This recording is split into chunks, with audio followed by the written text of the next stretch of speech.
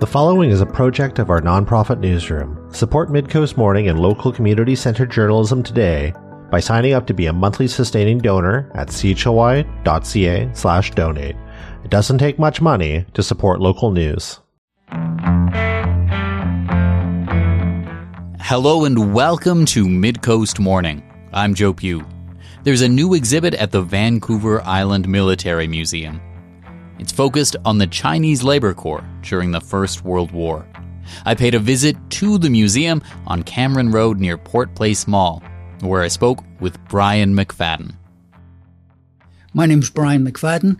I'm the Vice President of the Vancouver Island Military Museum, and like all of our staff, I'm a volunteer.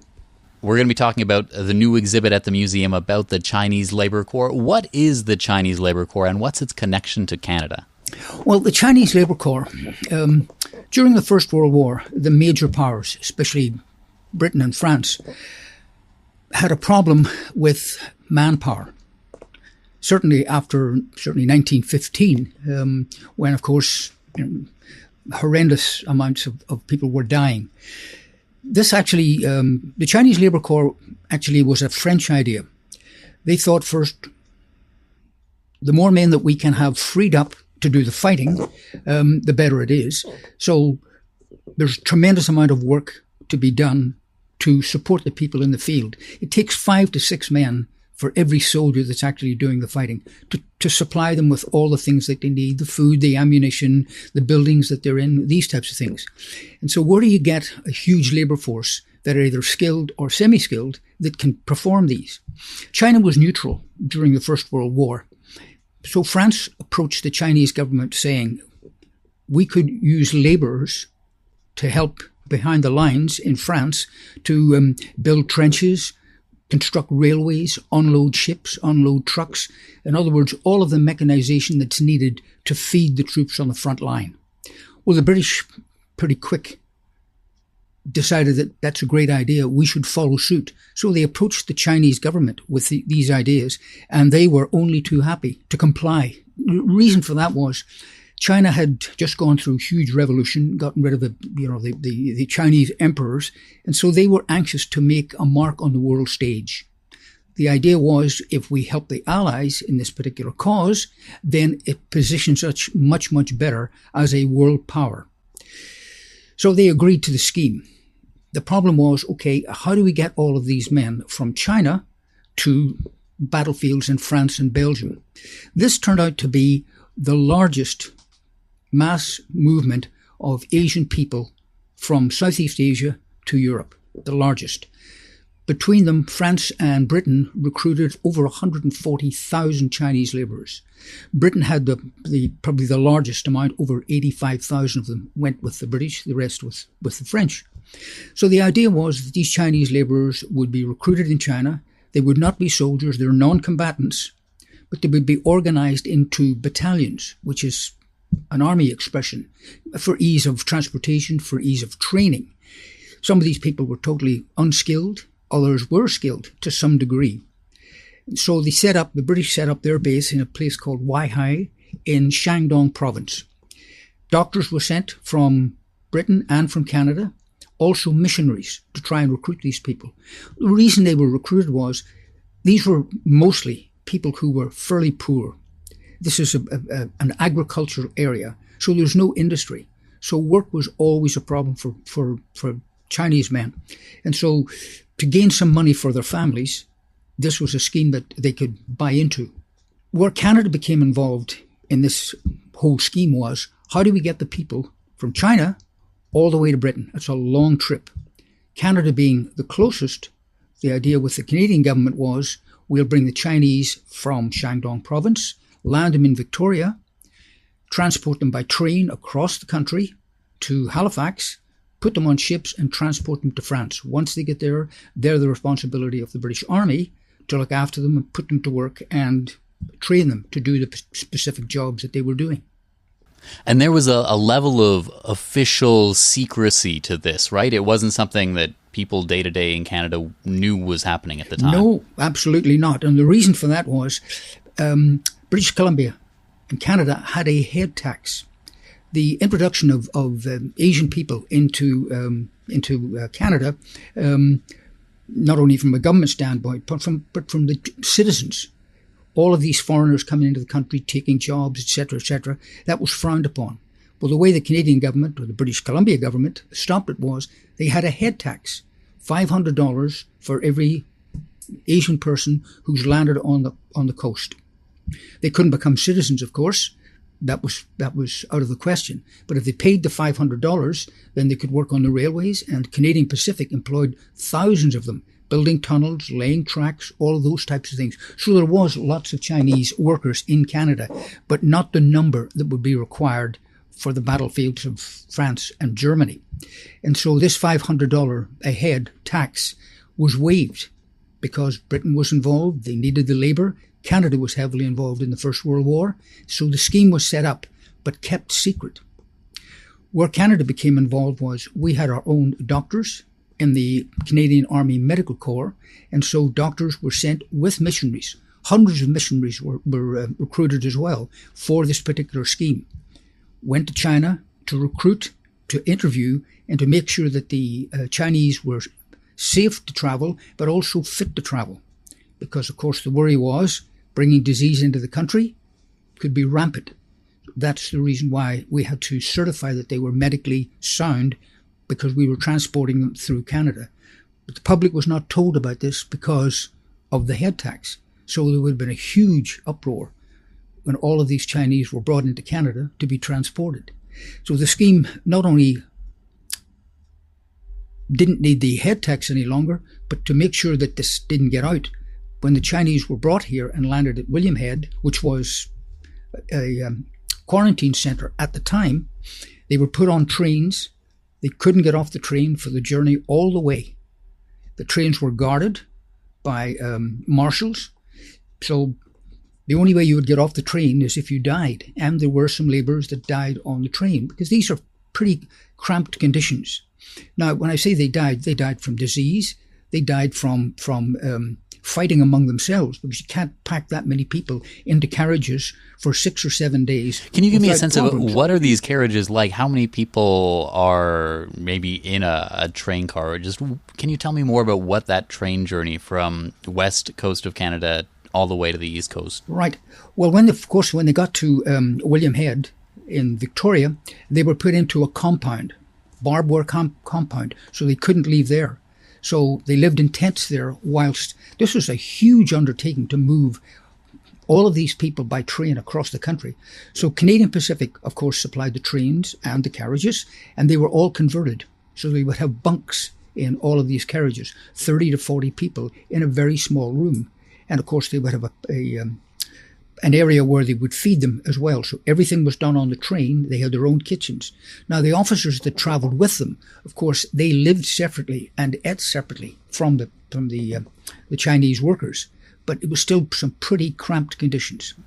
And once the Labour Corps made it over to France, can you tell me more about the work they did and how it went and what their circumstance was? And again, when they went to France, they again were living in barracks, but it was in a compound. They weren't allowed out to go and visit the local people or any of the villages or towns.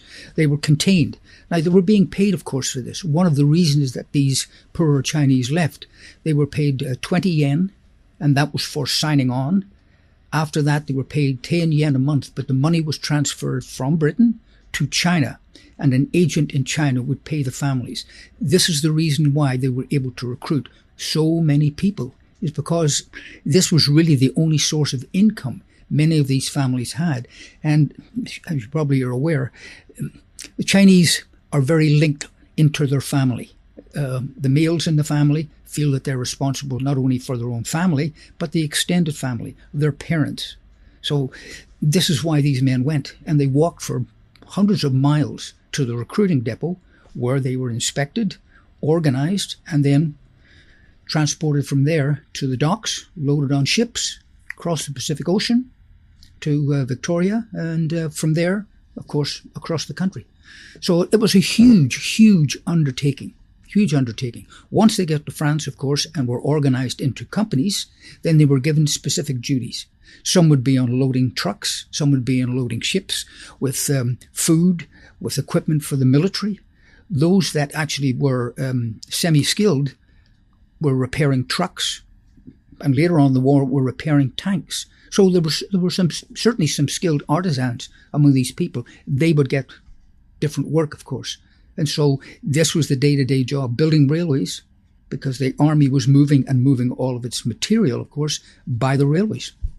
And when it comes to recognition of the contributions of the Chinese Labor Corps at the time, I think there's a story out there that's maybe illustrative where there was this big canvas painting in Paris, kind of acknowledging all of the various allies. Can you tell me that story? Yes, of course this came to light more towards the end of the war. But the France, who really was the driving force behind the First World War, Britain had an expeditionary force there, as Canada had. But France had the bulk of the men that were there that were serving, and they took huge casualties, as did everyone. And so a huge mural, probably the largest in the world, was being painted during and towards the end of the war of all of the countries that had contributed and helped to defeat the German and Turkish forces, helped France out. And so the Chinese Labor Corps were painted into that. They were part of the group. So they were recognized.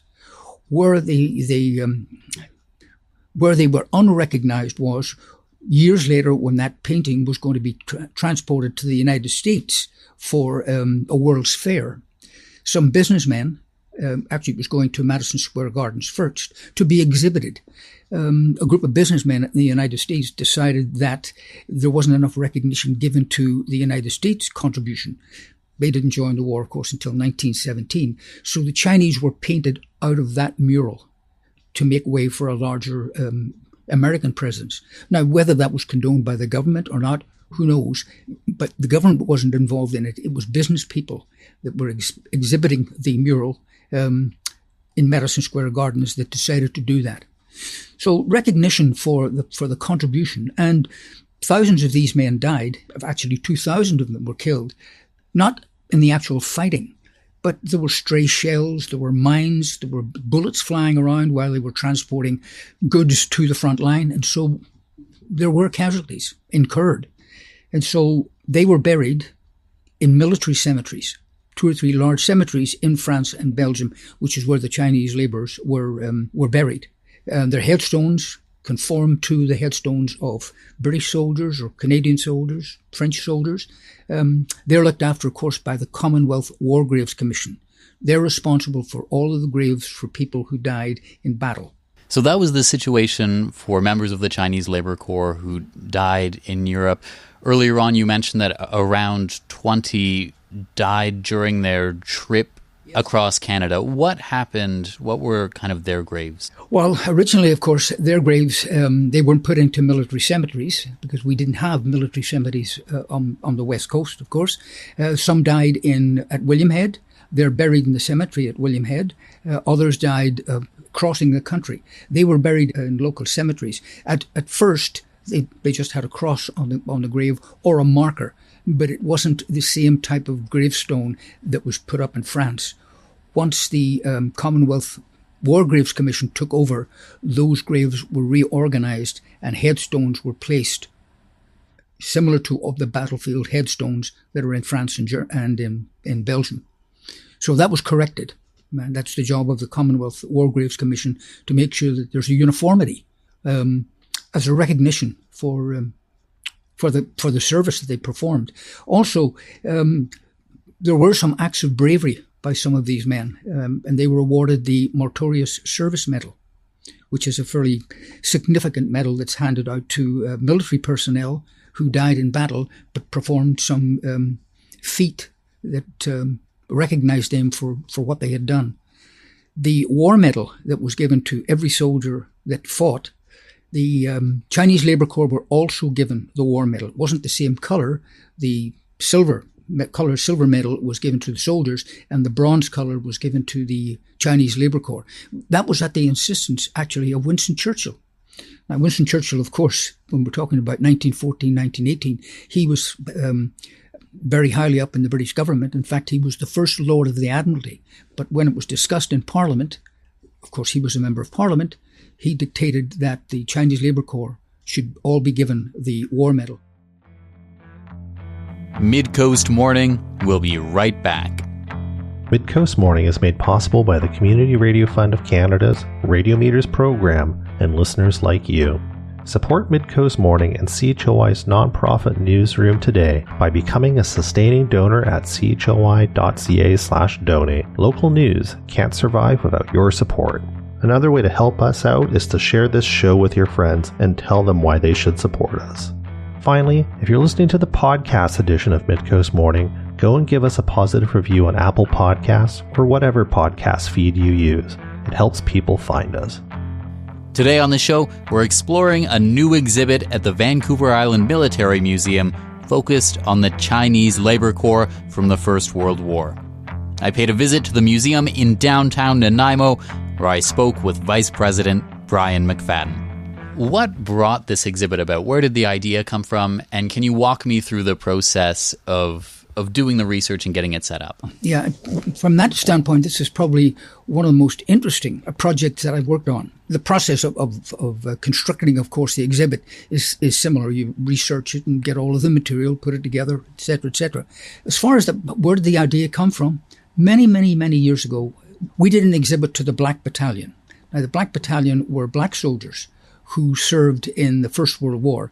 They also were non-combatants. Many of them were not, many of them actually joined as soldiers, but the bulk of them were non-combatants, but they were recruited as soldiers.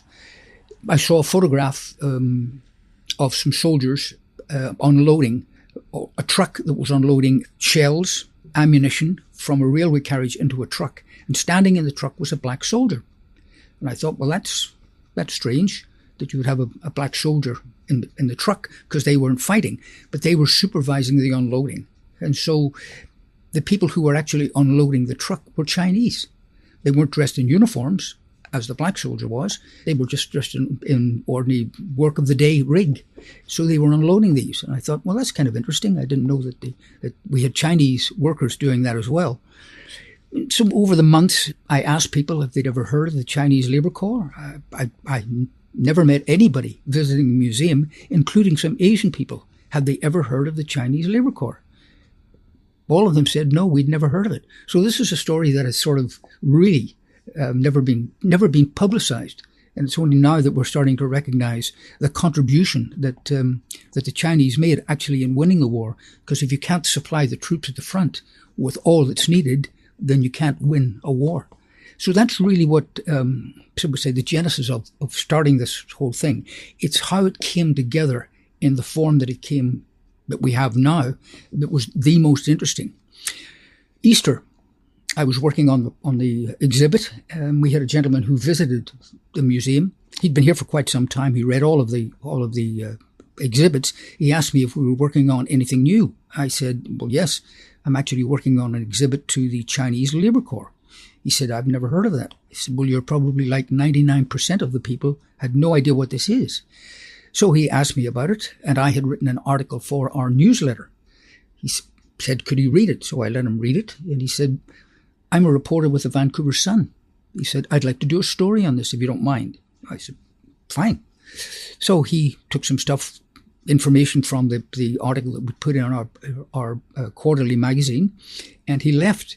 A few days later, I got an email from a friend of mine who was actually in Australia on holiday, saying that he had read the electronic version of the Vancouver Sun, and there was a story published about the Chinese Labour Corps in the Vancouver Island Military Museum. He sent me the link. I thought, this is incredible. 2 or 3 days passed after that, and a friend came in with another newspaper. He said, you folks are in the Times Colonist. So they published the story. A chap called Chris Bush, who's a reporter with the Nanaimo News Bulletin, he, of course, read the story and phoned me and asked if he could come down, do an interview, and write a story for the local paper. So after this had all gone, the reporter for the Vancouver Sun, whose name is David Garrickle, called me and said, I've had a call from a chap who made a documentary. It was nominated 4 times for Best Canadian Documentary in 2016. He read the story and he'd like to talk to you about it. I said, fine, give him my name and my email address and he can contact me. So the chap contacted me. His name was Jordan Patterson. He said, I'm the fellow who did the documentary. He said, I'd be interested in coming to Nanaimo to screen it. He said, well, we don't have the facilities to screen it at the museum. However, if you're prepared to provide us with a DVD, which we will pay for, we can certainly exhibit that as we're talking about the Chinese Labour Corps exhibit that we'll have on the wall. So he kindly said, I'll certainly supply that to you, and there's no charge. A few days after that, I got a call from a gentleman called David Livingston. Part of the story which intrigued me and the Canadian involvement, the first doctor that we sent there to certify the Chinese was a man called Harry Livingston. He's the grandnephew of the African explorer, Dr. David Livingston. The chap who phoned me from Ontario, David, was his son. He said, I have lots of information on my dad. In fact, there was a book written about it by a gentleman called Dan Black. You can see it in the library or it's available on Amazon. Well, I looked it up quickly on Amazon and ordered the book for our library. He said, I'll be happy to send you any photographs or give you any information on my dad that you want. That was the end of his story. So I'm still constructing the exhibit, trying to find photographs, writing the text for it. And I had text again, or an email again from a lady in Victoria who said, I've read the story.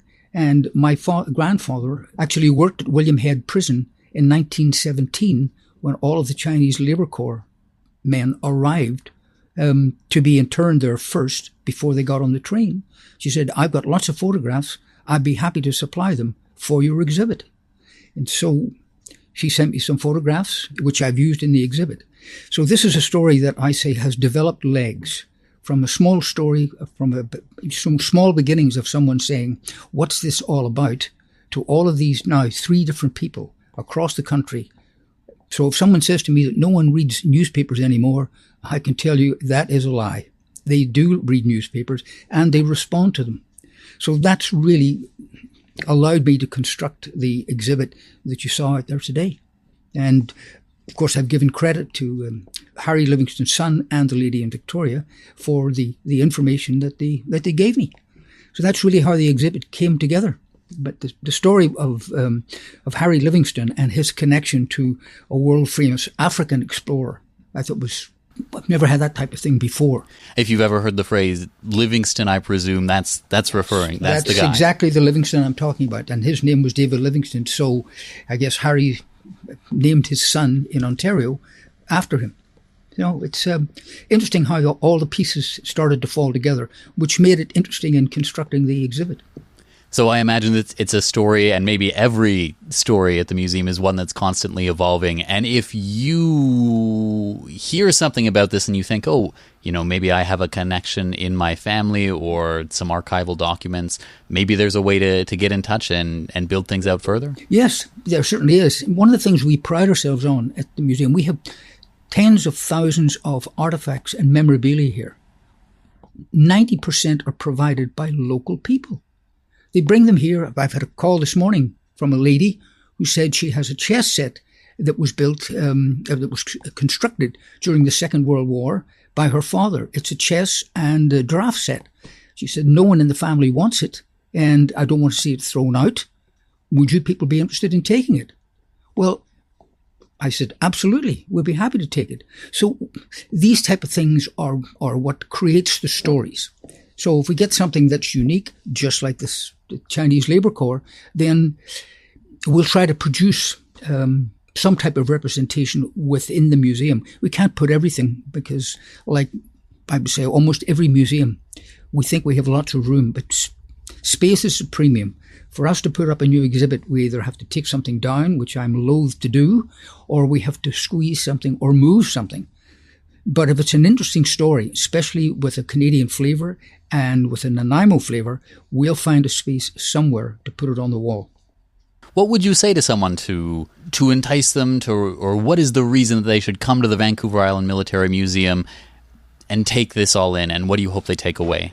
Well, I think what I hope they take away is this is not a war museum. This is a history museum. It's our history. And history, as we've just found out with this exhibit, is constantly changing. There's always something new. We hope that what they do is when they come here and they leave, they take an appreciation for what their parents have done, what their grandparents have done, what it actually means to be living in a free society where we're not constantly worried as people in many other countries who, before, let's use an example, before Russia invaded Ukraine, the people living there had no thought that we're going to be bombed. This all happened back in the Second World War or the First World War. Not now. It'll happen. Happens again and again and again. So we hope by coming here, they get an idea of what's the progression of history. Can we see? I mean, I think it was Winston Churchill that said, those who fail to learn the lessons of history are doomed to repeat them. Well, we can see today that it's being repeated. But it's to give people an appreciation of what our country has done, what their parents have done, their grandparents, their families have done, to allow us to live the lifestyle that we live today. So if they leave from here, they usually leave with a better idea of what Canadian military history is and how it has shaped this country. Brian McFadden is Vice President of the Vancouver Island Military Museum. We were discussing the museum's latest exhibit, which focuses on the Chinese Labor Corps from the First World War. That's our show for the day. Thank you for joining me. I'm Joe Pugh, host and producer of Midcoast Morning. Jesse Woodward is our executive producer, and Arby Frew is our technical advisor. You can sign up for CHLY's newsletter at chly.ca/subscribe for updates from our nonprofit newsroom and more. Our theme song is First One by local Nanaimo band Waste Management. If you have a story you'd like us to cover, email us at news@chly.ca. That's all for now. I'll talk to you on another Midcoast Morning. Midcoast Morning would not be possible without the funding of the Community Radio Fund of Canada's Radio Meters program and listeners like you. Midcoast Morning is a project of CHLY's nonprofit newsroom. Support nonprofit journalism in Nanaimo and on the Salish Sea today by becoming a monthly sustaining donor at $5 or more per month. Support the program at chly.ca/donate. If you're already a supporter, record a voice memo telling others where you're listening from and why they too should support our work. After you're done, you can email it to us. Also, share the podcast with your friends. While Meta is blocking Canadian users from sharing news content on their Facebook feeds, you can still share our podcast directly with your friends via Facebook or Instagram Messenger. Finally, this program acknowledges and gives thanks to the Snuneymuxw First Nation as we broadcast and podcast from their traditional territory. Thanks for listening.